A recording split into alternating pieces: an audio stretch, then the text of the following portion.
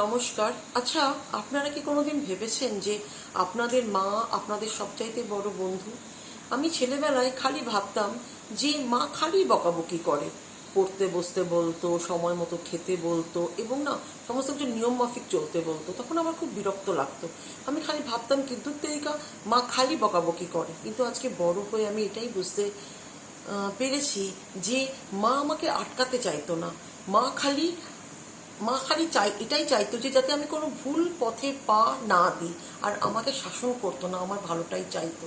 তাই আজকে আমি বুঝি যে মার প্রতিটি বকুনির মধ্যে ছিল আমার প্রতি তার ভালোবাসা, আর প্রতিটা শাসনের মধ্যে ছিল আমার প্রতি তার চিন্তা। তাই আপনাদের মা যদি আপনাদের পাশে থেকে থাকে, মায়ের সঙ্গে একটু সময় কাটান, মায়ের সঙ্গে একটু গল্প করুন, কারণ মায়ের মতন আমার নিঃস্বার্থ ভালোবাসা আপনারা আর কোথাও খুঁজে পাবেন না। আর মায়ের সঙ্গে যদি আপনাদের কোনো সুন্দর স্মৃতি থেকে থাকে, প্লিজ কমেন্টে আমাকে জানাবেন। নমস্কার।